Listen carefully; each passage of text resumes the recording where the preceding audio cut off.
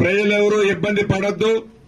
ఒక్క పాలేరు నియోజకవర్గమే కాదు, ఉమ్మడి ఖమ్మం జిల్లానే కాదు, తెలంగాణ రాష్ట్రంలో మంచినీటి కోసం ఇబ్బంది పడొద్దు.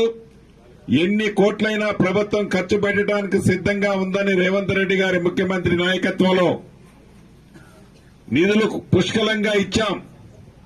ఇంకా కొన్ని గ్రామాల్లో మంచినీళ్ల పైప్ లైన్లు బోర్లేస్తే సక్సెస్ కాలేదని చెప్పారు.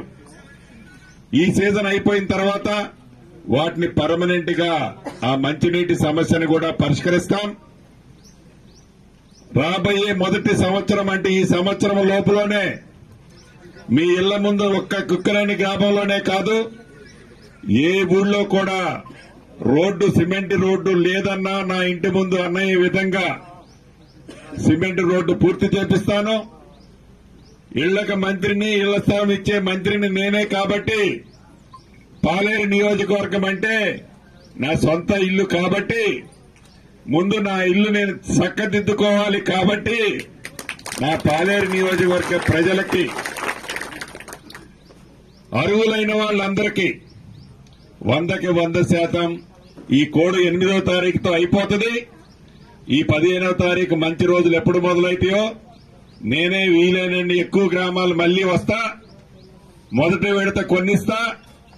3 సంవత్సరాలలో, రాబోయే 3 సంవత్సరాలలో ఇట్లనే ఏదన్నా చెట్టు కింద కూర్చొని ఒక చిన్న మీటింగ్ పెట్టుకుంటే, అక్క ఇక్కడ ఎవరికన్నా ఇల్లు కావాలన్నా మీకు వచ్చినాయా లేదా అంటే మా అందరికీ వచ్చినాయి అన్న అనే విధంగా మీరందరూ అనే విధంగా ఇవ్వటం జరుగుతుందని కూడా చెప్తున్నా.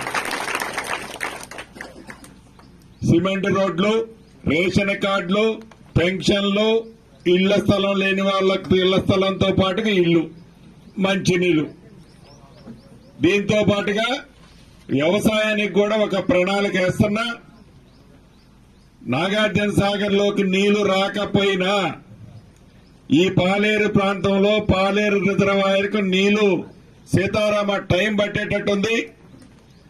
ఇంకా ఆ టర్నల్ పూర్తవలేదు.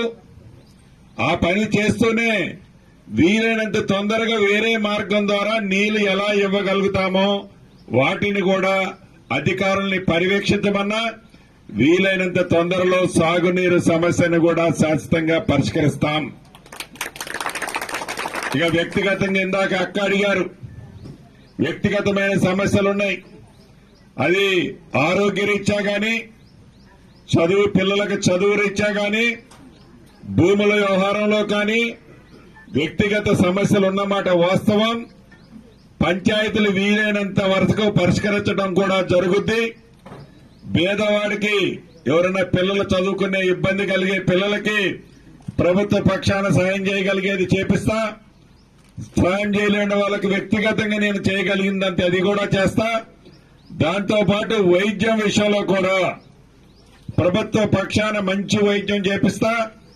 ప్రభుత్వ పక్షాన ఇబ్బంది కలిగితే వ్యక్తిగతంగా కూడా తప్పకుండా ఆ పేషెంట్ ని కాపాడుకునే దాంట్లో మీ అందరి ఇళ్లలో పెద్ద కొడుకుగా నన్ను ఎట్లయితే గుండెల్లో పెట్టుకొని చూశారో,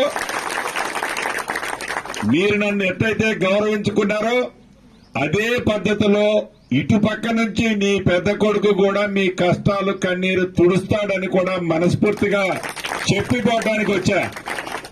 ఆనాడు ఓట్లు అడగడానికి వచ్చా. ఇప్పుడు నాకు ఓట్లేమీ లేవు. ఎందుకు వచ్చానంటే కృతజ్ఞత మీకు చెప్పాలి. నేను పని చేయగలిగే స్థాయిలో మీరు నన్ను నిలబెట్టారు, గెలిపించుకున్నారు. చేయగలిగే స్థాయిలో నేనున్నా, మీకు చేసిపోతాను, చేసి పెడతానని చెప్పడానికి వచ్చా. కాబట్టి నా కుటుంబ సభ్యులందరికీ ఒకటే ధైర్యం చెప్తున్నా, ఏ ఇబ్బంది వచ్చినా, ఏ కష్టం వచ్చినా ఎవరు అధైర్యపడాల్సిన పని లేదు. ఏ రకమైన పనినైనా చేయగలిగే స్థాయిలో నీ పెద్ద కొడుకు ఉన్నాడు కాబట్టి ధైర్యంగా మీరందరూ ఉండాలని మనస్ఫూర్తిగా కోరుకుంటూ, ఈ కోడ్ అయిన తర్వాత అధికారులందరూ మీరు ఇచ్చిన అప్లికేషన్ల ప్రతి దానికి వచ్చి చర్చిస్తారు, పరిష్కరిస్తారు. ఏదో తూపీ మైపీ అని మాటలు చెప్తే నమ్మేవాడిని కాదు. తప్పకుండా ప్రతి సమస్యని పరిష్కరించే బాధ్యత నేనే తీసుకుంటానని తెలుపుతూ, మీ అభిమానానికి, మీరు పడ్డ కష్టానికి తప్పకుండా ఆ ప్రతిఫలం మీకు ఇస్తానని తెలుపుతూ మీ అందరి దగ్గర సెలవు తీసుకుంటున్నాను.